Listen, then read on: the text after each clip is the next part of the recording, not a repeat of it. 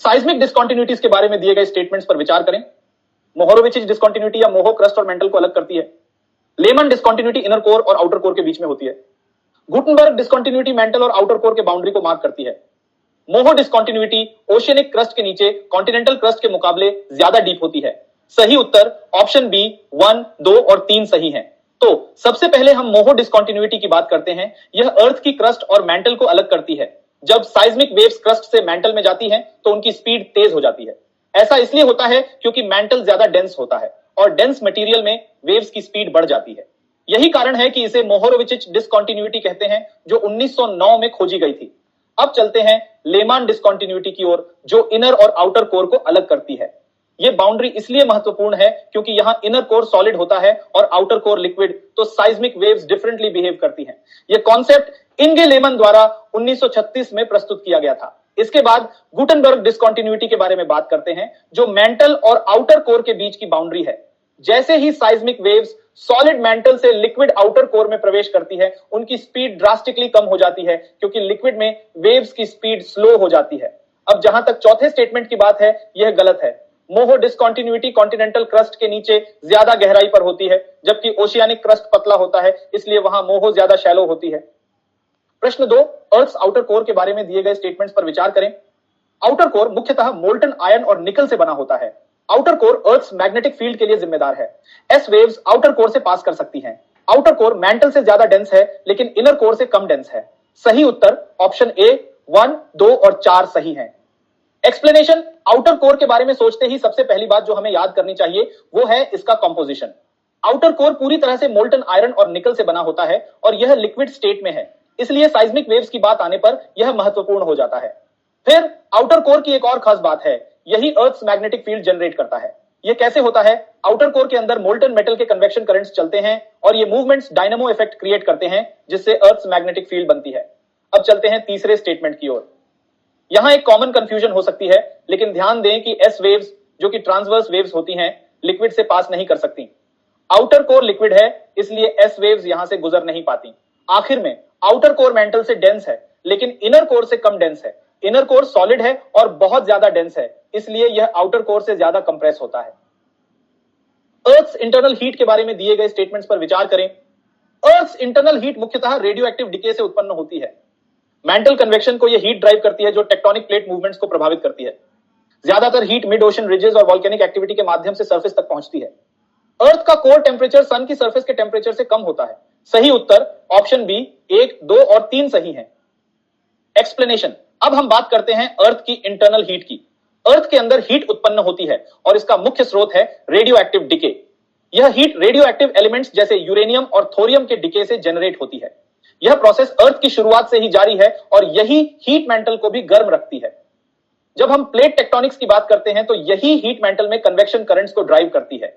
ये convection currents ही tectonic plates को move करती हैं, जिसकी वजह से अर्थक्वेक्स और वोल्केनिक एक्टिविटी जैसी घटनाएं होती हैं। अब जो हीट सरफेस पर आती है, उसका एक बड़ा हिस्सा मिड ओशन रिजेस और वोल्केनिक एक्टिविटी के माध्यम से रिलीज होता है। मिड ओशन रिजेस पर जब प्लेट्स अलग होती हैं, तो मैग्मा ऊपर आता है और वहां से हीट बाहर निकलती है। जहां तक अर्थ के कोर का टेम्परेचर है, वो सन की सरफेस के टेम्परेचर से कम नहीं है। इनर कोर का टेम्परेचर लगभग 5000 डिग्री सेल्सियस से 7000 डिग्री सेल्सियस तक होता है, जो सन की सरफेस के टेम्परेचर के करीब या उससे भी ज्यादा हो सकता है। लिथोस्फीयर के बारे में दिए गए स्टेटमेंट्स पर विचार करें। लिथोस्फीयर में क्रस्ट और upper most part of mental शामिल होता है। लिथोस्फीयर टेक्टोनिक प्लेट्स में डिवाइडेड होता है, जो एस्थेनोस्फीयर पर फ्लोट करते हैं। लिथोस्फीयर अंडरलाइंग मेंटल की तुलना में रिजिड और ब्रिटल होता है। लिथोस्फीयर की थिकनेस पूरे अर्थ सरफेस पर यूनिफॉर्म होती है। सही उत्तर ऑप्शन बी 1, 2 और 3 सही है। एक्सप्लेनेशन, चलिए अब बात करते हैं लिथोस्फीयर की। लिथोस्फीयर अर्थ का सबसे आउटर लेयर है, जिसमें क्रस्ट और upper most part of mental शामिल होता है। यह रिजिड और ब्रिटल होता है और इस पर ही सभी टेक्टोनिक एक्टिविटीज होती हैं। लिथोस्फीयर कई टेक्टोनिक प्लेट्स में डिवाइडेड होता है। ये प्लेट्स सॉलिड होती हैं, लेकिन इनके नीचे जो एस्थेनोस्फीयर है वह पार्शियली मोल्टन होती है। इसलिए ये प्लेट्स एस्थेनोस्फीयर पर फ्लोट करती हैं और उसकी मूवमेंट से प्लेट्स भी मूव करती हैं। इस मूवमेंट के कारण हमें अर्थक्वेक्स और वोल्केनोज देखने को मिलते हैं। अब तीसरे स्टेटमेंट की बात करें तो लिथोस्फीयर मेंटल से ज्यादा रिजिड और ब्रिटल होता है। इसका मतलब यह है कि लिथोस्फीयर जल्दी टूट सकता है या फ्रैक्चर हो सकता है, जबकि मेंटल डक्टाइल होता है और इसमें ऐसी ब्रिटलनेस नहीं होती।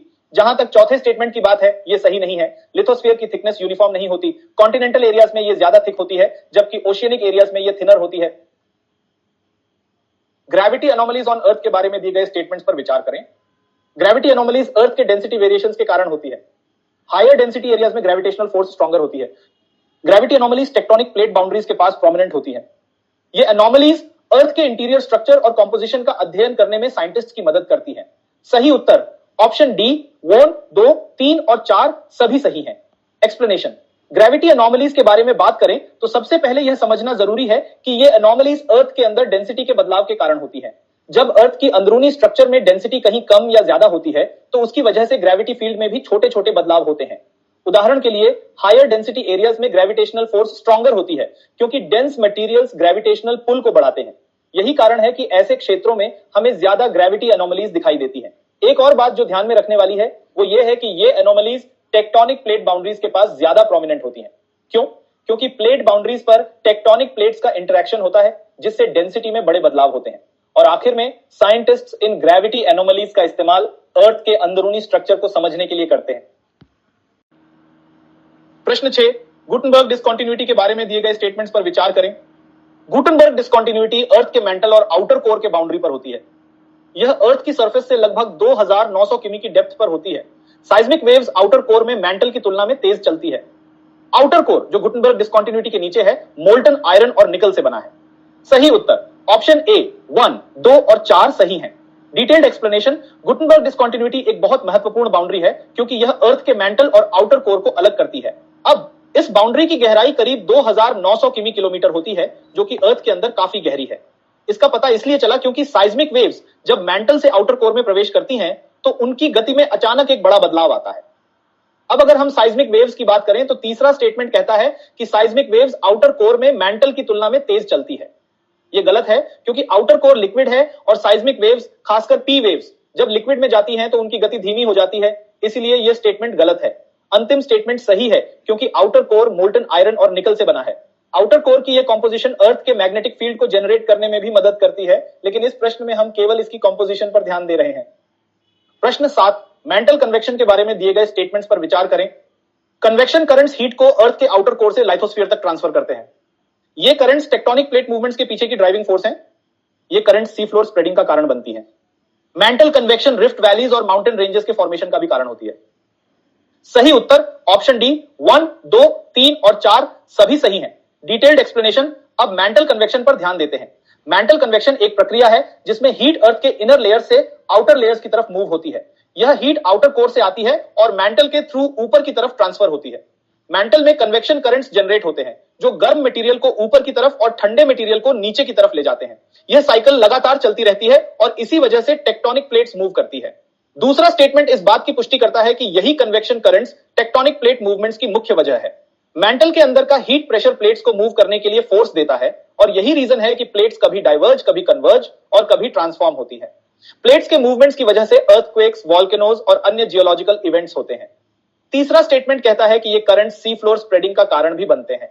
जब प्लेट्स डाइवर्ज करती हैं तो मिड ओशन रिजेस के पास सी फ्लोर स्प्रेड होता है और नया क्रस्ट बनता है। यह भी मेंटल कन्वेक्शन की वजह से होता है। आखिर में मेंटल कन्वेक्शन का ही असर है कि रिफ्ट वैलीज और माउंटेन रेंजेस बनते हैं। जब प्लेट्स डाइवर्ज करती हैं तो रिफ्ट वैलीज बनती हैं और जब प्लेट्स एक दूसरे से कोलाइड करती हैं तो माउंटेन रेंजेस का निर्माण होता है, जैसे कि हिमालयास।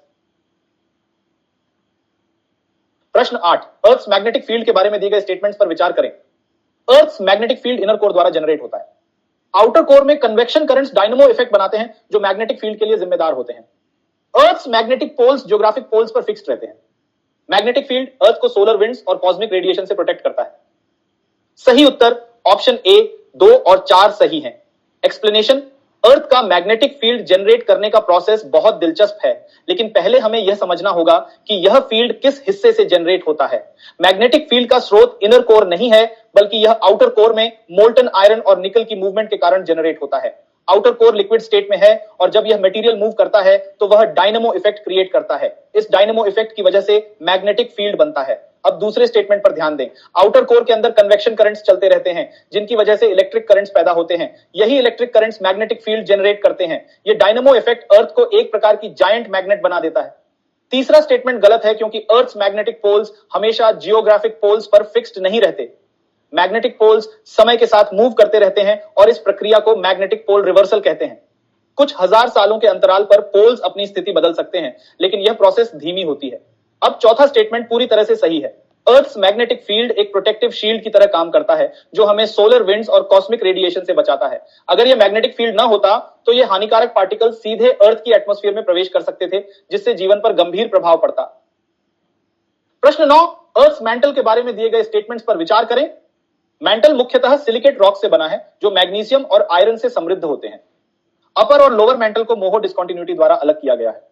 मैंटल के अंदर convection currents tectonic plate movements के लिए जिम्मेदार हैं। मैंटल अर्थ के टोटल वॉल्यूम का लगभग 84% हिस्सा बनाता है। सही उत्तर ऑप्शन ए 1, 3 और 4 सही हैं। एक्सप्लेनेशन, अब हम अर्थ मैंटल पर ध्यान देते हैं।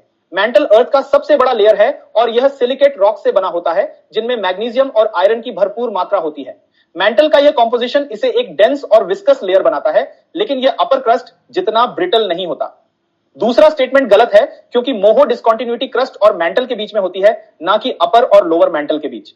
मोहो क्रस्ट और मैंटल को अलग करती है, जबकि अपर और लोअर मैंटल के बीच कोई क्लियर बाउंड्री नहीं है।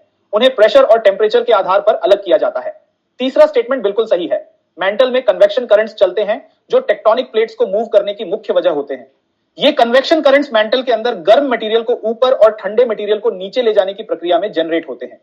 यही प्रोसेस टेक्टोनिक प्लेट मूवमेंट्स का आधार है, जो साइज्मिक एक्टिविटी और वोल्केनिक इरप्शंस का कारण भी बनता है। अंत में चौथा स्टेटमेंट भी सही है। मैंटल अर्थ का सबसे बड़ा हिस्सा है और यह टोटल वॉल्यूम का लगभग 84% बनाता है। मैंटल का यह हिस्सा इतना बड़ा है कि यह अर्थ इंटरनल डायनामिक्स को नियंत्रित करने में एक महत्वपूर्ण भूमिका निभाता है। प्रश्न 10, अर्थ कोर के बारे में दिए गए स्टेटमेंट्स पर विचार करें। अर्थ का कोर दो हिस्सों में डिवाइडेड है, इनर कोर और outer core. Inner core extremely high temperatures के कारण लिक्विड स्टेट में है।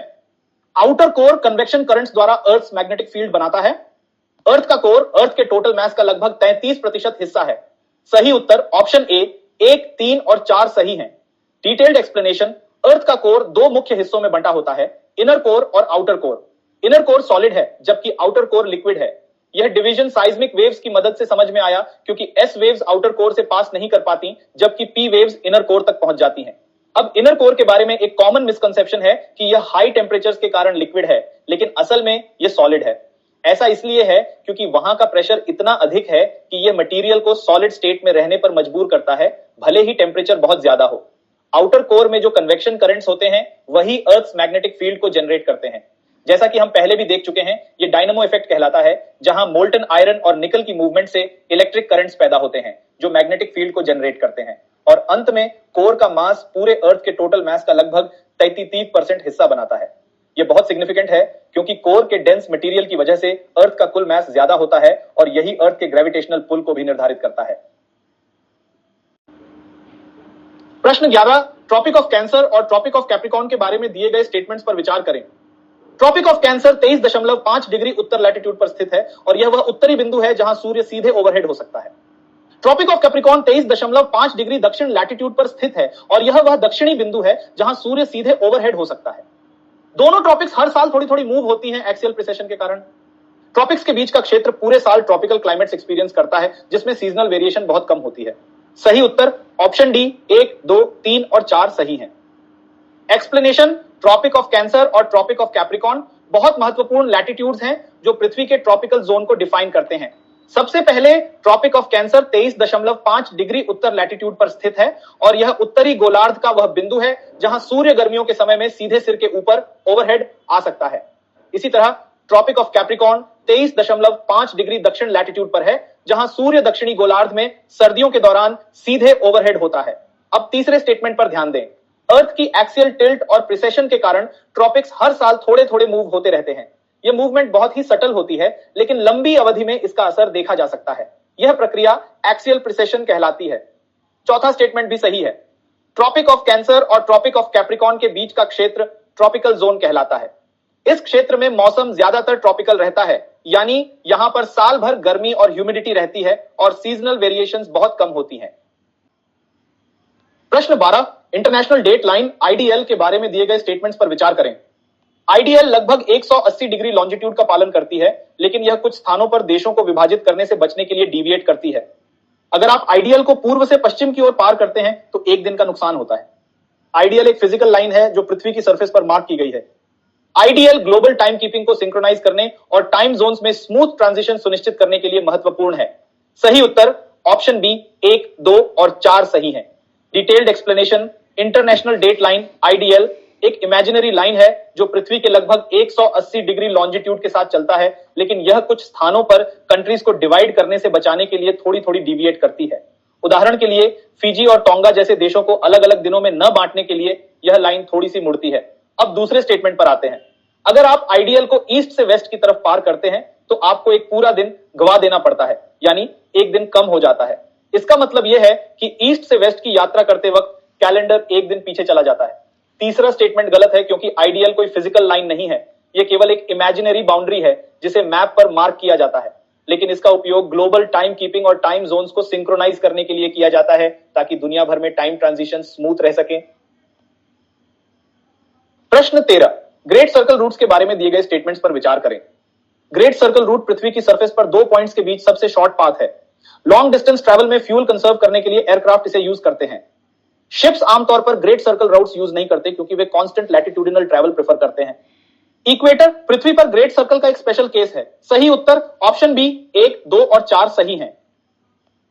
एक्सप्लेनेशन। ग्रेट सर्कल रूट्स एक बहुत ही एफिशिएंट तरीका है पृथ्वी की कर्व्ड सरफेस पर 2 पॉइंट्स के बीच ट्रैवल करने का। यह सबसे शॉर्ट पाथ होता है। भले ही मैप पर यह एक सीधा लाइन न लगे, लेकिन पृथ्वी के स्फीरिकल शेप के कारण यह शॉर्टेस्ट डिस्टेंस होता है।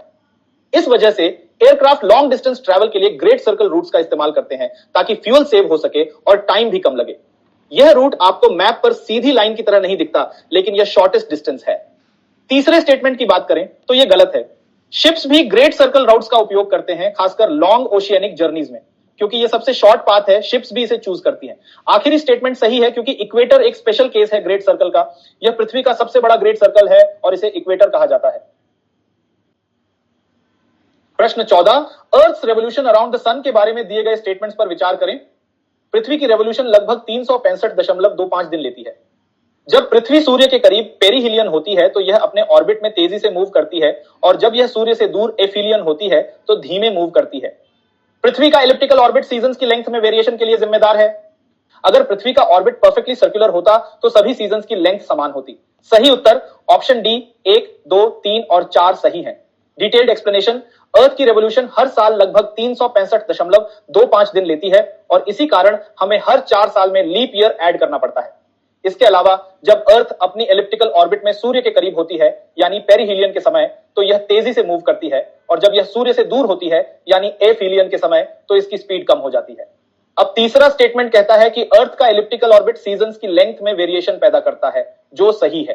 क्योंकि अर्थ के ऑर्बिट की शेप एलिप्टिकल है, अलग अलग सीजन्स अलग अलग लेंथ के होते हैं। आखिरी स्टेटमेंट भी सही है। अगर अर्थ का ऑर्बिट परफेक्टली सर्कुलर होता तो सभी सीजन्स की लेंथ एक समान होती, लेकिन एलिप्टिकल ऑर्बिट के कारण समर और विंटर की लेंथ में थोड़ा फर्क होता है।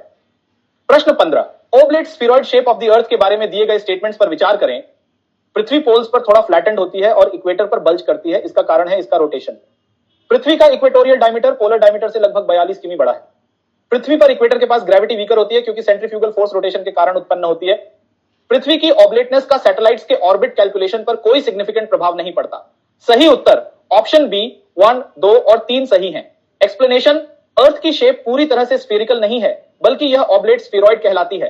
इसका मतलब है कि पृथ्वी पोल्स पर थोड़ी फ्लैटेंड है और इक्वेटर पर बल्ज करती है। यह शेप इसीलिए बनी क्योंकि पृथ्वी अपने एक्सिस पर घूमती रहती है और रोटेशन के कारण सेंट्रीफ्यूगल फोर्स उत्पन्न होती है, जो इक्वेटर पर आउटवर्ड फोर्स अप्लाई करती है। दूसरा स्टेटमेंट सही है क्योंकि पृथ्वी का इक्वेटोरियल डायमीटर पोलर डायमीटर से लगभग 42 किमी बड़ा है। यह डिफरेंस पृथ्वी के ऑब्लेटनेस के कारण होता है। तीसरा स्टेटमेंट कहता है कि इक्वेटर के पास ग्रेविटी थोड़ी वीकर होती है, और यह भी सही है। रोटेशन के कारण सेंट्रीफ्यूगल फोर्स इक्वेटर पर ज्यादा होती है, जिससे ग्रेविटेशनल पुल थोड़ी कम हो जाती है। चौथा स्टेटमेंट गलत है क्योंकि पृथ्वी की ऑब्लेटनेस सैटेलाइट ऑर्बिट्स के कैलकुलेशन पर सिग्निफिकेंट प्रभाव डालती है।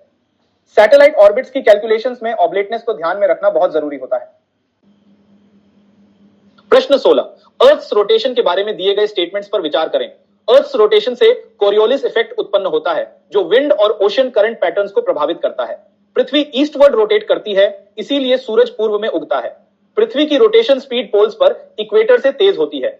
पृथ्वी का रोटेशन पीरियड धीरे धीरे बढ़ रहा है। इसका कारण tidal interactions with the moon है। सही उत्तर ऑप्शन बी 1, 2 और 4 सही हैं। Detailed explanation. अर्थ की रोटेशन के कारण कई महत्वपूर्ण फिनोमेना होते हैं। सबसे पहले कोरियोलिस इफेक्ट का जिक्र करें तो यह रोटेशन की वजह से उत्पन्न होता है और विंड और ओशन करंट्स को प्रभावित करता है। कोरियोलिस इफेक्ट की वजह से विंड्स और ओशन करंट्स नॉर्दर्न और सदर्न हेमिस्फीयर्स में ऑपोजिट डायरेक्शंस में डिफ्लेक्ट होती है। दूसरा स्टेटमेंट कहता है कि अर्थ ईस्टवर्ड रोटेट करती है और यही कारण है कि हमें सूरज पूर्व में उगता हुआ दिखता है। यह भी सही है। रोटेशन की दिशा के कारण हमें दिन और रात का अंतर देखने को मिलता है। तीसरा स्टेटमेंट गलत है क्योंकि अर्थ की रोटेशन स्पीड इक्वेटर पर पोल्स के मुकाबले तेज होती है। इक्वेटर पर अर्थ सरकमफ्रेंस ज्यादा है, इसलिए इक्वेटर के पास कोई भी पॉइंट पोल्स के मुकाबले तेजी से मूव करता है। आखिरी स्टेटमेंट सही है। पृथ्वी का रोटेशन धीरे धीरे धीमा हो रहा है और इसका कारण है मून के साथ टाइडल इंटरैक्शंस। मून की ग्रेविटेशनल पुल अर्थ के रोटेशन को धीरे धीरे स्लो कर रही है।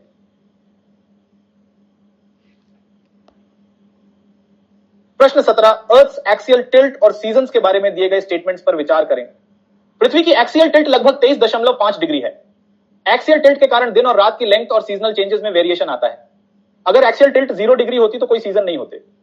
ट्रॉपिक ऑफ कैंसर और ट्रॉपिक ऑफ कैप्रिकॉर्न वह नॉर्दर्न मोस्ट और सदर्न मोस्ट पॉइंट्स हैं जहां सूर्य सीधे ओवरहेड दिखाई देता है। सही उत्तर ऑप्शन डी 1, 2, 3 और 4 सही हैं। Detailed explanation. अर्थ की एक्सियल टिल्ट ही वह कारण है जिसकी वजह से हमें अलग अलग सीजन्स देखने को मिलते हैं। पृथ्वी का टिल्ट लगभग 23.5 है और यही टिल्ट अर्थ के हर हिस्से को अलग अलग सीजन्स का अनुभव कराता है। यह टिल्ट सूर्य की किरणों को पृथ्वी की सरफेस पर अनइवनली डिस्ट्रीब्यूट करता है, जिससे दिन और रात की लेंथ में भी अंतर आता है। दूसरा स्टेटमेंट सही है क्योंकि एक्सियल टिल्ट के कारण ही दिन और रात की लेंथ में वेरिएशन आता है और इसके साथ ही सीजन्स में बदलाव होता है। बिना टिल्ट के दिन और रात की लेंथ हमेशा एक समान होती और कोई सीजन नहीं होते। अगर एक्सियल टिल्ट 0 डिग्री होती तो कोई सीजनल वेरिएशन नहीं होता। अर्थ की सरफेस पर हर जगह एक ही तरह का क्लाइमेट होता और कोई डिस्टिंक्ट समर या विंटर नहीं होती। आखिरी स्टेटमेंट भी सही है।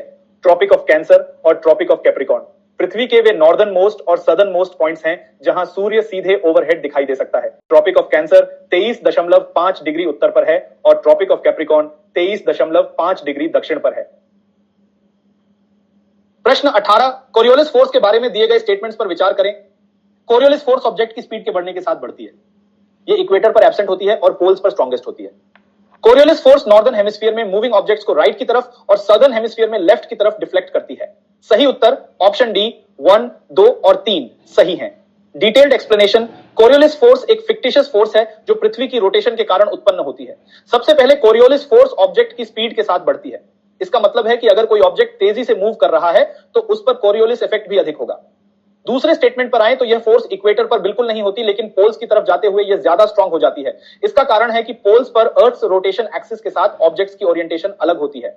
तीसरा स्टेटमेंट यह कहता है कि कोरियोलिस फोर्स की वजह से नॉर्दर्न हेमिस्फीयर में मूविंग ऑब्जेक्ट्स राइट की तरफ डिफ्लेक्ट होते हैं, जबकि सदर्न हेमिस्फीयर में ये लेफ्ट की तरफ डिफ्लेक्ट होते हैं। यह ऑब्जर्वेशन विंड पैटर्न्स और ओशन करंट्स में देखा जा सकता है।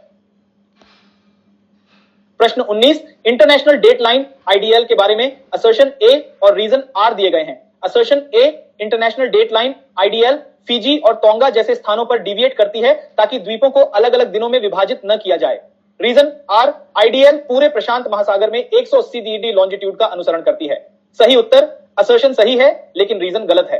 Detailed explanation. सबसे पहले असर्शन की बात करें तो यह सही है। इंटरनेशनल डेट लाइन आईडीएल कुछ स्थानों जैसे कि फिजी और टोंगा पर डिविएट करती है ताकि इन देशों को अलग अलग दिनों में विभाजित न किया जाए।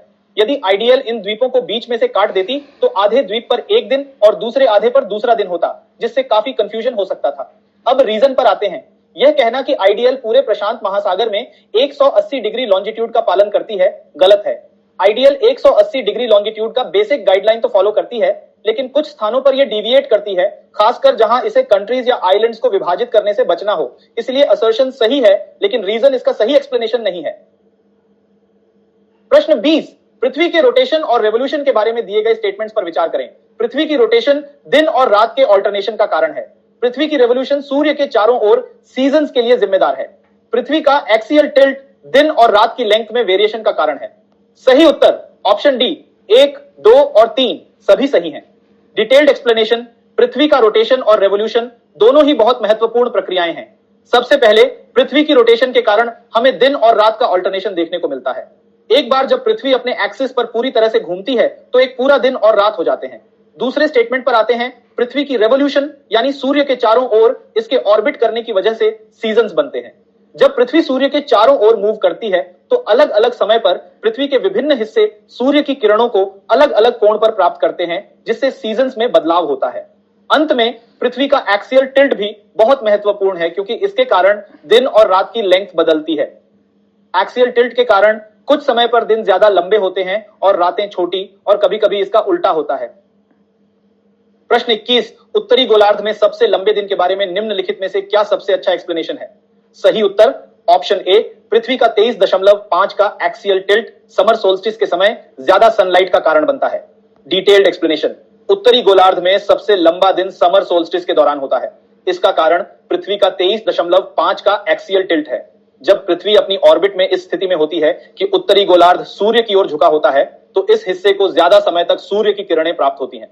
इसी टिल्ट की वजह से समर सोल्स्टिस के दिन उत्तरी गोलार्ध में दिन सबसे लंबा होता है और रात सबसे छोटी। यह फिनोमिनॉन हर साल जून के आसपास होता है। प्रश्न 22, ओशियानिक और कॉन्टिनेंटल प्लेट्स के बारे में दिए गए स्टेटमेंट्स पर विचार करें। ओशियानिक प्लेट्स कॉन्टिनेंटल प्लेट्स की तुलना में ज्यादा डेंस होती है। कॉन्टिनेंटल प्लेट्स ओशियानिक प्लेट्स की तुलना में मोटी होती है। ओशियानिक प्लेट्स मुख्यतः बेसल्ट से बनी होती है। सही उत्तर ऑप्शन डी 1, 2 और 3 सभी सही हैं। डिटेल्ड एक्सप्लेनेशन, जब हम ओशियानिक और कॉन्टिनेंटल प्लेट्स की बात करते हैं तो यह समझना जरूरी है कि दोनों प्लेट्स के प्रॉपर्टीज में बहुत अंतर होता है। सबसे पहले ओशियानिक प्लेट्स अधिक डेंस होती है, क्योंकि ये बेसाल्ट जैसे डेंस मटेरियल से बनी होती हैं, जो कि एक वॉल्केनिक रॉक है। दूसरी ओर कॉन्टिनेंटल प्लेट्स अधिक मोटी होती हैं, लेकिन कम डेंस होती हैं, क्योंकि ये ज्यादातर ग्रेनाइट से बनी होती है, जो बेसाल्ट से हल्की होती है। तीसरा स्टेटमेंट भी सही है, क्योंकि ओशियानिक प्लेट्स का प्राइमरी मटेरियल बेसाल्ट होता है। यही कारण है कि ओशियानिक प्लेट्स अधिक डेंस होती हैं। प्रश्न 23, निम्नलिखित में से कौन से पर्वतों का निर्माण टेक्टोनिक प्लेट कन्वर्जेंस के कारण हुआ है? अंडेस पर्वत साउथ अमेरिकन और नाज़का प्लेट्स के कन्वर्जेंस से बने। हिमालय इंडियन और यूरेशियन प्लेट्स के टकराव से बने। रॉकीज डाइवर्जेंट प्लेट बाउंड्रीज पर बने। सही उत्तर ऑप्शन ए 1 और 2 सही हैं। Detailed explanation, tectonic plate convergence यानी जब प्लेट्स एक दूसरे से टकराती हैं तो इससे बड़े बड़े पर्वतों का निर्माण होता है। पहला स्टेटमेंट सही है, क्योंकि एंडीज पर्वत साउथ अमेरिकन और नाज़का प्लेट्स के कन्वर्जेंस से बने हैं। जब ये प्लेट्स आपस में टकराई तो एंडीज पर्वत का निर्माण हुआ। दूसरा स्टेटमेंट भी सही है, हिमालय का निर्माण इंडियन और यूरेशियन प्लेट्स के टकराने से हुआ है। इन प्लेट्स के बीच का टकराव इतना जबरदस्त था कि इससे हिमालय जैसे दुनिया के सबसे ऊंचे पर्वत बने। तीसरा स्टेटमेंट गलत है, क्योंकि Rocky mountains convergent plate boundaries पर नहीं बने हैं, बल्कि ये कॉन्टिनेंटल अपलिफ्ट और इरोजन की वजह से बने हैं। प्रश्न 24, सबडक्शन जोन्स के बारे में दिए गए स्टेटमेंट्स पर विचार करें। एक टेक्टोनिक प्लेट दूसरे प्लेट के नीचे फोर्स्ड होती है। ये डीप ओशन ट्रेंचेस से एसोसिएटेड होती हैं। इन जोन्स में नया ओशियानिक क्रस्ट बनता है। सही उत्तर ऑप्शन ए 1 और 2 सही हैं। डिटेल्ड एक्सप्लेनेशन, सबडक्शन जोन्स वे स्थान होते हैं जहां एक टेक्टोनिक प्लेट दूसरी प्लेट के नीचे खिसक जाती है। यह प्रोसेस तब होती है जब एक प्लेट डेंस होती है और दूसरी हल्की। पहला स्टेटमेंट सही है, क्योंकि सबडक्शन जोन्स में एक प्लेट जो आमतौर पर ओशियानिक प्लेट होती है, कॉन्टिनेंटल प्लेट के नीचे फोर्स्ड हो जाती है। दूसरा स्टेटमेंट भी सही है, क्योंकि सबडक्शन जोन्स अक्सर डीप ओशन ट्रेंचेस से जुड़े होते हैं, जैसे कि मरियाना ट्रेंच, जो दुनिया की सबसे गहरी ट्रेंच है। लेकिन तीसरा स्टेटमेंट गलत है। सबडक्शन जोन्स में नया ओशियानिक क्रस्ट नहीं बनता। नया oceanic crust mid ocean ridges पर डाइवर्जेंट बाउंड्रीज में बनता है, जबकि सबडक्शन जोन्स पर पुराना क्रस्ट मैंटल में वापस धकेला जाता है। प्रश्न 25, अर्थ कोर के बारे में दिए गए स्टेटमेंट्स पर विचार करें। Outer core earth magnetic field generate करने के लिए जिम्मेदार है। इनर कोर सॉलिड है और यह आयरन और निकल से बना है। आउटर कोर का टेंपरेचर इनर कोर के टेंपरेचर से कम है। सही उत्तर ऑप्शन डी 1, 2 और 3 सभी सही हैं। Detailed explanation, outer core liquid state में है और यह अर्थ मैग्नेटिक फील्ड को जनरेट करने के लिए जिम्मेदार है। आउटर कोर में मोल्टन आयरन और निकल के कन्वेक्शन करंट्स चलते हैं, जो डायनेमो इफेक्ट पैदा करते हैं। इस डायनेमो इफेक्ट के कारण अर्थ मैग्नेटिक फील्ड बनता है और यह हमारे ग्रह को कॉस्मिक और सोलर रेडिएशन से सुरक्षित रखता है। दूसरा स्टेटमेंट भी सही है, क्योंकि इनर कोर सॉलिड होता है, भले ही इसका टेंपरेचर बहुत हाई होता है। इनर कोर ज्यादातर आयरन और निकल से बना है। वहां का प्रेशर इतना ज्यादा होता है कि यह मोल्टन आयरन और निकल को सॉलिड फॉर्म में रहने पर मजबूर करता है। तीसरा स्टेटमेंट भी सही है, क्योंकि आउटर कोर का टेंपरेचर इनर कोर के टेंपरेचर से कम होता है। इनर कोर का टेंपरेचर लगभग 5000 डिग्री सेल्सियस से 7000 डिग्री सेल्सियस तक होता है, जबकि आउटर कोर का टेंपरेचर इससे थोड़ा कम होता है। आउटर कोर लिक्विड है और इनर कोर सॉलिड, इसलिए इनर कोर का टेंपरेचर आउटर कोर से ज्यादा होता है। प्रश्न 26, वॉल्केनोज के बारे में दिए गए स्टेटमेंट्स पर विचार करें। वे अक्सर कन्वर्जेंट प्लेट बाउंड्रीज पर पाए जाते हैं। शील्ड वॉल्केनोज फ्लूइड लावा फ्लोज के द्वारा बनते हैं। स्ट्राटो वॉल्केनोज वायलेंट इरप्शन से जुड़े होते हैं। सही उत्तर ऑप्शन डी 1, 2 और 3 सभी सही हैं। डिटेल्ड एक्सप्लेनेशन, वॉल्केनोज की उत्पत्ति टेक्टोनिक प्लेट मूवमेंट से होती है और ये अक्सर कन्वर्जेंट प्लेट बाउंड्रीज पर पाए जाते हैं जहां एक प्लेट दूसरी प्लेट के नीचे सबडक्ट हो रही होती है। यह सबडक्शन जोन मैग्मा को ऊपर की तरफ पुश करता है जिससे वॉल्केनोज बनते हैं। शील्ड वॉल्केनोज की बात करें तो ये फ्लूइड लावा फ्लोज से बनते हैं।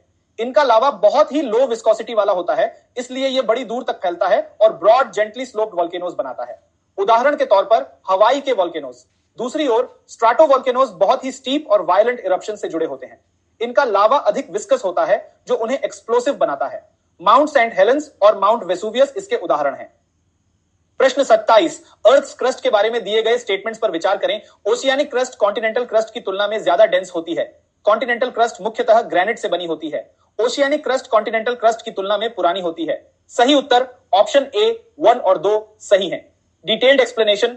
सबसे पहले ओशियानिक क्रस्ट का कॉम्पोजिशन बसल्ट से बना होता है जो डेंसर है, इसलिए ओशियानिक क्रस्ट कॉन्टिनेंटल क्रस्ट की तुलना में ज्यादा डेंस होती है।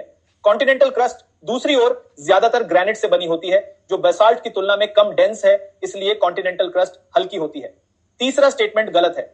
ओशियानिक क्रस्ट आमतौर पर यंगर होती है क्योंकि यह मिड ओशन रिजेस पर लगातार बनती रहती है और फिर सबडक्शन जोन्स पर वापस मैंटल में रिसाइकल होती रहती है, जबकि कॉन्टिनेंटल क्रस्ट बहुत पुरानी होती है और कई मिलियन साल तक टिकती है। प्रश्न 28, ट्रांसफॉर्म प्लेट बाउंड्रीज के बारे में दिए गए स्टेटमेंट्स पर विचार करें। प्लेट्स एक दूसरे के पास हॉरिजॉन्टली स्लाइड करती है। यहां पर वॉल्केनिक इरप्शंस अक्सर होते हैं। अर्थक्वेक्स आम होते हैं। सही उत्तर ऑप्शन बी 1 और 3 सही हैं। Detailed explanation. Transform plate boundaries पर टेक्टोनिक प्लेट्स एक दूसरे के पास हॉरिजॉन्टली स्लाइड करती हैं। एक बहुत प्रसिद्ध उदाहरण सैन एंड्रियास फॉल्ट है जो एक ट्रांसफॉर्म बाउंड्री है। ट्रांसफॉर्म बाउंड्रीज पर अक्सर अर्थक्वेक्स होते हैं क्योंकि जब प्लेट्स मूव करती हैं तो उनमें फ्रिक्शन की वजह से तनाव जमा हो जाता है जो फिर अचानक से रिलीज होकर अर्थक्वेक का कारण बनता है। दूसरा स्टेटमेंट गलत है क्योंकि ट्रांसफॉर्म बाउंड्रीज पर वॉल्केनिक एक्टिविटी नहीं होती है। वॉल्केनिक इरप्शंस आमतौर पर कन्वर्जेंट या डाइवर्जेंट बाउंड्रीज पर होते हैं। प्रश्न 29, कन्वर्जेंट प्लेट बाउंड्रीज के बारे में दिए गए स्टेटमेंट्स पर विचार करें। Earthquakes, volcanic activity, mid ocean ridges. सही उत्तर ऑप्शन ए 1 और 2 सही हैं। Detailed explanation. Convergent plate boundaries पर टेक्टोनिक प्लेट्स एक दूसरे से टकराती हैं जिससे यहां पर अक्सर अर्थक्वेक्स होते हैं। इसके अलावा जब ओशियानिक प्लेट कॉन्टिनेंटल प्लेट के नीचे सबडक्ट होती है तो इससे वॉल्केनिक एक्टिविटी भी होती है क्योंकि सबडक्टेड प्लेट पिघल जाती है और मैग्मा को ऊपर की तरफ धकेलती है जो फिर ज्वालामुखी का रूप ले लेती है।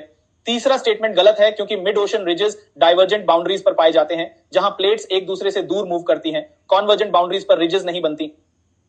प्रश्न 30, continental drift theory Alfred Wegener के बारे में दिए गए स्टेटमेंट्स पर विचार करें। वह प्रोफेशन से जियोलॉजिस्ट थे। उनकी थ्योरी उनके समय में वाइडली एक्सेप्टेड थी। उन्होंने अपनी थ्योरी फॉसिल एविडेंस पर आधारित की थी। सही उत्तर ऑप्शन डी 3 सही है। Detailed explanation. एल्फ्रेड वेगनर ने कॉन्टिनेंटल ड्रिफ्ट थ्योरी पेश की थी जो यह कहती थी कि सारे महाद्वीप एक समय पर एक साथ जुड़े हुए थे और बाद में अलग हो गए। उन्होंने इसे फॉसिल एविडेंस के आधार पर प्रस्तुत किया था जहां एक ही प्रकार के फॉसिल्स दुनिया के अलग अलग हिस्सों में पाए गए थे। पहला स्टेटमेंट गलत है क्योंकि वह प्रोफेशन से मीटेरोलॉजिस्ट थे न कि जियोलॉजिस्ट। दूसरा स्टेटमेंट भी गलत है क्योंकि उनकी थ्योरी को उस समय के वैज्ञानिकों ने पूरी तरह से स्वीकार नहीं किया था क्योंकि प्लेट टेक्टोनिक्स का कॉन्सेप्ट तब तक समझा नहीं गया था। उनकी थ्योरी को बाद में स्वीकारा गया जब प्लेट टेक्टोनिक्स की पुष्टि हुई। प्रश्न 31, साइज्मिक वेव्स के बारे में दिए गए स्टेटमेंट्स पर विचार करें। एस वेव्स केवल सॉलिड से ट्रैवल कर सकती हैं। पी वेव्स लॉन्जिट्यूडिनल वेव्स होती हैं। पी वेव्स और एस वेव्स डेंसर मटेरियल से ट्रैवल करते समय स्लो हो जाती हैं। सही उत्तर ऑप्शन ए 1 और 2 सही हैं। Detailed explanation. साइज्मिक वेव्स में 2 मुख्य प्रकार होते हैं, पी वेव्स प्राइमरी वेव्स और S waves secondary waves. S waves केवल सॉलिड से ट्रैवल कर सकती हैं और लिक्विड से नहीं, इसलिए जब ये आउटर कोर जो लिक्विड है तक पहुंचती हैं तो ये ब्लॉक हो जाती है। पी वेव्स लॉन्जिट्यूडिनल होती हैं, यानी ये मीडियम के पार्टिकल्स को कंप्रेस और एक्सपैंड करते हुए ट्रैवल करती हैं। ये वेव्स सॉलिड्स और लिक्विड्स दोनों से ट्रैवल कर सकती हैं। तीसरा स्टेटमेंट गलत है क्योंकि साइज्मिक वेव्स डेंसर मटेरियल से ट्रैवल करते समय तेज हो जाती है न कि स्लो। डेंस मटेरियल्स में वेव प्रोपेगेशन ज्यादा तेजी से होता है। प्रश्न 32, प्लेट टेक्टोनिक्स के इफेक्ट्स के बारे में दिए गए स्टेटमेंट्स पर विचार करें। Earthquake activity, formation of mountains, creation of ocean basins. सही उत्तर ऑप्शन डी 1, 2 और 3 सभी सही हैं। Detailed explanation. प्लेट टेक्टोनिक्स की वजह से पृथ्वी की सरफेस पर कई जियोलॉजिकल प्रोसेसेस होते हैं। सबसे पहले टेक्टोनिक प्लेट मूवमेंट्स अर्थक्वेक्स का कारण बनते हैं, खासकर जब प्लेट्स आपस में टकराती हैं या एक दूसरे के पास से स्लाइड करती हैं। दूसरा, जब प्लेट्स कोलाइड करती हैं तो इससे माउंटेन रेंजेस बनती हैं जैसे कि हिमालय। तीसरा, डाइवर्जेंट बाउंड्रीज पर प्लेट्स के अलग होने से ओशन बेसिन्स का निर्माण होता है जहां नया ओशियनिक क्रस्ट बनता है। प्रश्न 33, टेक्टोनिक प्लेट्स के बारे में दिए गए स्टेटमेंट्स पर विचार करें। प्लेट्स अर्थ के लिथोस्फीयर के रिजिड सेगमेंट्स होते हैं। ये सेमी फ्लूइड एस्थेनोस्फीयर पर फ्लोट करते हैं। सभी टेक्टोनिक प्लेट्स का साइज और थिकनेस एक जैसी होती है। सही उत्तर ऑप्शन ए 1 और 2 सही है। डिटेल्ड एक्सप्लेनेशन, टेक्टोनिक प्लेट्स अर्थ के लिथोस्फीयर के रिजिड सेगमेंट्स होते हैं जो सरफेस पर मूव करते हैं। ये प्लेट्स सॉलिड होती हैं और इनके नीचे की परत एस्थेनोस्फीयर सेमी फ्लूइड होती है जिस पर ये प्लेट्स फ्लोट करती है। तीसरा स्टेटमेंट गलत है क्योंकि टेक्टोनिक प्लेट्स का साइज और थिकनेस एक जैसी नहीं होती।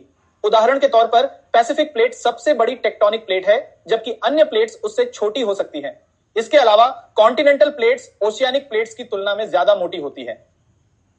प्रश्न 34, पैसिफिक रिंग ऑफ फायर के बारे में दिए गए स्टेटमेंट्स पर विचार करें। यह फ्रीक्वेंट अर्थक्वेक्स से पहचानी जाती है। यह कन्वर्जेंट बाउंड्रीज के साथ स्थित है। इसमें दुनिया की सबसे बड़ी मिड ओशन रिजेस पाई जाती हैं। सही उत्तर ऑप्शन बी 1 और 2 सही हैं। Detailed explanation, Pacific ring of fire एक ऐसा क्षेत्र है जहां टेक्टोनिक एक्टिविटी बहुत ज्यादा होती है। यहां पर फ्रीक्वेंट अर्थक्वेक्स होते हैं और यह कन्वर्जेंट प्लेट बाउंड्रीज के साथ स्थित है। तीसरा स्टेटमेंट गलत है क्योंकि mid ocean ridges divergent boundaries पर बनती हैं और रिंग ऑफ फायर के क्षेत्र में यह नहीं पाई जाती। प्रश्न 35, ओशियानिक ट्रेंचेस के बारे में दिए गए स्टेटमेंट्स पर विचार करें। ये कन्वर्जेंट प्लेट बाउंड्रीज पर बनती है। ये ओशन के सबसे गहरे हिस्से होते हैं। ये डाइवर्जेंट बाउंड्रीज पर पाई जाती हैं। सही उत्तर ऑप्शन ए 1 और 2 सही हैं। डिटेल्ड एक्सप्लेनेशन, ओशियानिक ट्रेंचेस सबसे गहरी ओशियानिक फीचर्स हैं और ये कन्वर्जेंट बाउंड्रीज पर बनती हैं जहां एक टेक्टोनिक प्लेट दूसरी प्लेट के नीचे सबडक्ट होती है। उदाहरण के लिए मारियाना ट्रेंच जो दुनिया की सबसे गहरी ट्रेंच है। तीसरा स्टेटमेंट गलत है क्योंकि ओशियानिक ट्रेंचेस डाइवर्जेंट बाउंड्रीज पर नहीं बनती। डाइवर्जेंट बाउंड्रीज पर नया क्रस्ट बनता है जबकि ट्रेंचेस सबडक्शन जोन्स पर बनती हैं।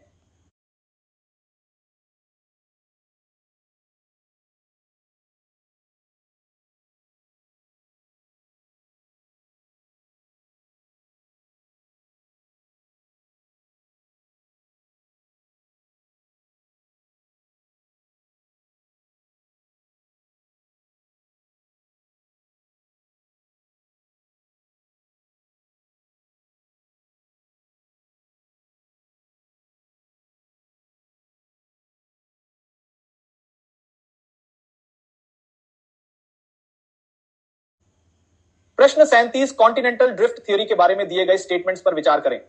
एल्फ्रेड वेगनर ने प्रपोज किया कि सभी महाद्वीप कभी एक सुपर कॉन्टिनेंट का हिस्सा थे। कॉन्टिनेंटल ड्रिफ्ट को समान फॉसिल एविडेंस के द्वारा सपोर्ट किया गया था।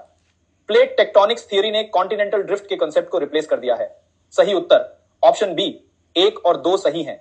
डिटेल्ड एक्सप्लेनेशन, एल्फ्रेड वेगनर की कॉन्टिनेंटल ड्रिफ्ट थ्योरी कहती है कि सभी महाद्वीप एक समय पर एक सुपर कॉन्टिनेंट पैंजिया का हिस्सा थे जो बाद में अलग हो गए। इसका समर्थन फॉसिल एविडेंस से किया गया जहां एक ही तरह के फॉसिल्स दुनिया के अलग अलग हिस्सों में पाए गए। तीसरा स्टेटमेंट गलत है क्योंकि प्लेट टेक्टोनिक्स थ्योरी ने कॉन्टिनेंटल ड्रिफ्ट को रिप्लेस नहीं किया बल्कि उसे और एक्सपैंड किया। प्लेट टेक्टोनिक्स थ्योरी ने कॉन्टिनेंटल ड्रिफ्ट को और भी स्पष्ट तरीके से समझाया। प्रश्न 38, डाइवर्जेंट प्लेट बाउंड्रीज के बारे में दिए गए स्टेटमेंट्स पर विचार करें। मिड ओशन रिजेस का निर्माण होता है, रिफ्ट वैलीज का निर्माण होता है, एक प्लेट दूसरी के नीचे सबडक्ट होती है। सही उत्तर ऑप्शन ए 1 और 2 सही हैं। Detailed explanation, divergent plate boundaries पर टेक्टोनिक प्लेट्स एक दूसरे से दूर मूव करती हैं। इससे मिड ओशन रिजेस बनती हैं जैसे कि मिड अटलांटिक रिज। इसी तरह जब कॉन्टिनेंटल प्लेट्स डाइवर्ज करती हैं तो रिफ्ट वैलीज बनती है जैसे कि ईस्ट अफ्रीकन रिफ्ट। तीसरा स्टेटमेंट गलत है क्योंकि सबडक्शन जोन्स कन्वर्जेंट बाउंड्रीज पर होते हैं न कि डाइवर्जेंट बाउंड्रीज पर। प्रश्न 39, साइज्मिक वेव्स के बारे में दिए गए स्टेटमेंट्स पर विचार करें। एस वेव्स केवल सॉलिड्स से ट्रैवल कर सकती हैं। पी वेव्स एस वेव्स से तेज होती हैं। सरफेस वेव्स अर्थक्वेक के दौरान सबसे ज्यादा डैमेज करती हैं। सही उत्तर ऑप्शन डी 1, 2 और 3 सभी सही हैं। डिटेल्ड एक्सप्लेनेशन, एस वेव्स केवल सॉलिड से ट्रैवल कर सकती हैं और ये लिक्विड से पास नहीं होती। पी वेव्स सबसे तेज होती हैं और ये एस वेव से पहले अराइव करती हैं। सरफेस वेव्स सबसे स्लो होती हैं लेकिन ये अर्थक्वेक के दौरान सबसे ज्यादा डैमेज करती है क्योंकि इनका मोशन सरफेस पर होता है। प्रश्न 40, अर्थ लेयर्स के बारे में दिए गए स्टेटमेंट्स पर विचार करें। आउटर कोर लिक्विड है, मेंटल सॉलिड है लेकिन प्लास्टिकली बिहेव करता है। इनर कोर ज्यादातर आयरन से बना है। सही उत्तर ऑप्शन डी 1, 2 और 3 सभी सही हैं। डिटेल्ड एक्सप्लेनेशन, अर्थ का आउटर कोर लिक्विड है और यह मोस्टली मोल्टन आयरन और निकल से बना है। मेंटल सॉलिड है लेकिन हाई प्रेशर और टेम्परेचर के कारण यह प्लास्टिकली बिहेव करता है, यानी यह धीरे धीरे फ्लो कर सकता है। इनर कोर सॉलिड है और ज्यादातर आयरन से बना है लेकिन इसमें थोड़ी मात्रा में निकल और अन्य एलिमेंट्स भी होते हैं। प्रश्न 41, कॉन्सेप्ट ऑफ आइसोस्टेसी के बारे में दिए गए स्टेटमेंट्स पर विचार करें। आइसोस्टेसी का कॉन्सेप्ट यह बताता है कि अर्थ की क्रस्ट इक्विलिब्रियम में रहती है जब माउंटेन्स टेक्टोनिक प्लेट कन्वर्जेंस से बनते हैं। आइसोस्टैटिक रिबाउंड तब होता है जब हेवी माउंटेन रेंजेस या आइस शीट्स के हटने के बाद क्रस्ट उठती है। एस्थेनोस्फीयर आइसोस्टैटिक एडजस्टमेंट्स में महत्वपूर्ण भूमिका निभाती है।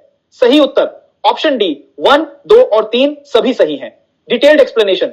आइसोस्टेसी का कॉन्सेप्ट यह बताता है कि अर्थ की क्रस्ट इक्विलिब्रियम में रहती है जब कोई भार जैसे कि माउंटेन्स या ग्लेशियर्स उस पर रखा जाता है।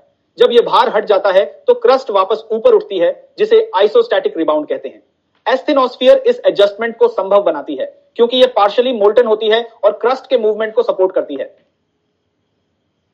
प्रश्न 42 सबडक्शन जोन्स के बारे में दिए गए स्टेटमेंट्स पर विचार करें।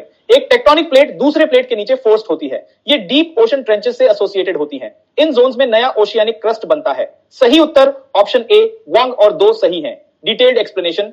सबडक्शन जोन्स वे स्थान होते हैं जहां एक टेक्टोनिक प्लेट दूसरी प्लेट के नीचे खिसक जाती है। यह प्रोसेस तब होती है जब एक प्लेट डेंस होती है और दूसरी हल्की। पहला स्टेटमेंट सही है क्योंकि सबडक्शन जोन्स में एक प्लेट जो आमतौर पर ओशियानिक प्लेट होती है कॉन्टिनेंटल प्लेट के नीचे फोर्स्ड हो जाती है। दूसरा स्टेटमेंट भी सही है क्योंकि सबडक्शन जोन्स अक्सर डीप ओशन ट्रेंचेस से जुड़े होते हैं जैसे कि मरियाना ट्रेंच जो दुनिया की सबसे गहरी ट्रेंच है। लेकिन तीसरा स्टेटमेंट गलत है। सबडक्शन जोन्स में नया ओशियानिक क्रस्ट नहीं बनता। नया oceanic crust mid ocean ridges पर डाइवर्जेंट बाउंड्रीज में बनता है जबकि सबडक्शन जोन्स पर पुराना क्रस्ट मैंटल में वापस धकेला जाता है। प्रश्न 43 मैंटल कन्वेक्शन और प्लेट टेक्टोनिक्स के बारे में दिए गए स्टेटमेंट्स पर विचार करें। मैंटल कन्वेक्शन अर्थ कोर से जनरेट हीट की वजह से होती है जो टेक्टोनिक प्लेट्स को मूव करती है। मैंटल के अंदर के convection currents mid ocean ridges पर डाइवर्जेंट मोशन के लिए जिम्मेदार होते हैं। आज के समय में प्लेट टेक्टोनिक्स का मुख्य ड्राइविंग फोर्स स्लैब पुल माना जाता है न कि मैंटल कन्वेक्शन। सही उत्तर ऑप्शन डी 1, 2 और 3 सभी सही हैं। Detailed explanation. मैंटल कन्वेक्शन अर्थ की इंटरनल हीट की वजह से होती है जो कोर से आती है और मैंटल के अंदर के रॉक्स को मूव करती है। यही कन्वेक्शन करंट्स टेक्टोनिक प्लेट्स को मूव करने में मदद करते हैं। इन कन्वेक्शन करंट्स का असर सबसे ज्यादा मिड ओशन रिजेस पर दिखता है जहां प्लेट्स एक दूसरे से अलग होती हैं और नया ओशियानिक क्रस्ट बनता है। हालांकि आज के समय में माना जाता है कि प्लेट टेक्टोनिक्स का सबसे बड़ा ड्राइविंग फोर्स स्लैब पुल है। जब एक सबडक्टिंग प्लेट मेंटल में खिसकती है तो उसका वेट बाकी प्लेट को भी खींच लेता है जिसे स्लैब पुल कहते हैं। प्रश्न 44 टाइप्स ऑफ वॉल्केनोज के बारे में दिए गए स्टेटमेंट्स पर विचार करें।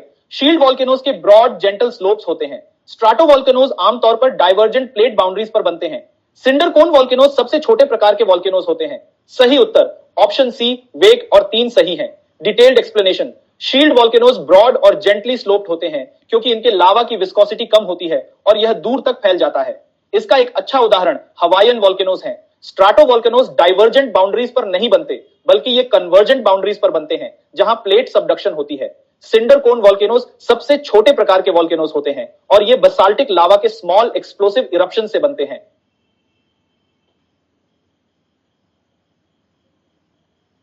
प्रश्न 45 प्लेट बाउंड्रीज के बारे में दिए गए स्टेटमेंट्स पर विचार करें। डाइवर्जेंट बाउंड्रीज वो होते हैं जहां टेक्टोनिक प्लेट्स एक दूसरे से दूर मूव करती हैं। कन्वर्जेंट बाउंड्रीज वो होते हैं जहां टेक्टोनिक प्लेट्स आपस में टकराती हैं। ट्रांसफॉर्म बाउंड्रीज वो होते हैं जहां टेक्टोनिक प्लेट्स एक दूसरे के पास से हॉरिजॉन्टली स्लाइड करती हैं। सही उत्तर ऑप्शन डी 1, 2 और 3 सभी सही हैं। Detailed explanation. डाइवर्जेंट बाउंड्रीज पर प्लेट्स एक दूसरे से दूर मूव करती हैं जैसे कि मिड ओशन रिजेस पर। कन्वर्जेंट बाउंड्रीज पर प्लेट्स आपस में टकराती हैं जिससे सबडक्शन जोन्स और माउंटेन रेंजेस बनते हैं। ट्रांसफॉर्म बाउंड्रीज पर प्लेट्स हॉरिजॉन्टली स्लाइड करती हैं जैसे कि सैन एंड्रियास फॉल्ट। प्रश्न 46 सी फ्लोर स्प्रेडिंग के बारे में दिए गए स्टेटमेंट्स पर विचार करें। Sea floor spreading divergent plate boundaries पर होती है। नया ओशियानिक क्रस्ट मैंटल से मैग्मा के ऊपर आने पर बनता है। Sea floor spreading mid ocean ridges का कारण बनती है। सही उत्तर ऑप्शन डी 1, 2 और 3 सभी सही हैं। Detailed explanation. Sea floor spreading उस प्रोसेस को कहते हैं जिसमें नया ओशियानिक क्रस्ट डाइवर्जेंट बाउंड्रीज पर बनता है जहां प्लेट्स एक दूसरे से दूर मूव करती हैं। जब मैंटल से मैग्मा ऊपर आता है और ठंडा होकर सॉलिड हो जाता है तो नया क्रस्ट बनता है। इस प्रोसेस के कारण मिड ओशन रिजेस बनते हैं जहां प्लेट्स के बीच नया ओशियानिक क्रस्ट लगातार जुड़ता जाता है। प्रश्न 48 ट्रांसफॉर्म बाउंड्रीज और अर्थक्वेक्स के बारे में दिए गए स्टेटमेंट्स पर विचार करें। ट्रांसफॉर्म बाउंड्रीज पर वोल्केनिक इरप्शंस आम होते हैं। ट्रांसफॉर्म बाउंड्रीज पर अक्सर तेज अर्थक्वेक्स आते हैं। सैन एंड्रियास फॉल्ट एक ट्रांसफॉर्म बाउंड्री का उदाहरण है। सही उत्तर ऑप्शन बी 2 और 3 सही हैं। Detailed explanation. ट्रांसफॉर्म बाउंड्रीज पर प्लेट्स एक दूसरे के पास से हॉरिजॉन्टली स्लाइड करती हैं जिससे अक्सर तेज अर्थक्वेक्स होते हैं। सैन एंड्रियास फॉल्ट इसका एक प्रमुख उदाहरण है। पहला स्टेटमेंट गलत है क्योंकि ट्रांसफॉर्म बाउंड्रीज पर वोल्केनिक एक्टिविटी नहीं होती। प्रश्न 49, अर्थ मैंटल के बारे में दिए गए स्टेटमेंट्स पर विचार करें। मैंटल अर्थ की सबसे मोटी परत है। मैंटल मुख्यतः सिलिकेट मिनरल से बना होता है। मैंटल में कन्वेक्शन करंट्स टेक्टोनिक प्लेट्स को मूव करते हैं। सही उत्तर ऑप्शन डी 1, 2 और 3 सभी सही हैं। डिटेल्ड एक्सप्लेनेशन, मैंटल अर्थ की सबसे मोटी परत है और यह टोटल वॉल्यूम का लगभग 44% हिस्सा बनाती है। मैंटल मोस्टली सिलिकेट मिनरल से बना होता है, जैसे कि ओलिवाइन और पायरोक्सीन। मैंटल में कन्वेक्शन करंट्स होते हैं जो टेक्टोनिक प्लेट्स को मूव करने में मदद करते हैं। प्रश्न 50, टाइप्स ऑफ माउंटेन्स के बारे में दिए गए स्टेटमेंट्स पर विचार करें। फोल्ड माउंटेन्स टेक्टोनिक प्लेट्स के टकराव से बनते हैं। फॉल्ट ब्लॉक माउंटेन्स तब बनते हैं जब अर्थ क्रस्ट के बड़े ब्लॉक्स फॉल्ट्स के साथ टिल्ट या अपलिफ्ट होते हैं। वोल्केनिक माउंटेन्स लावा और वोल्केनिक डिब्री के एक्यूमुलेशन से बनते हैं।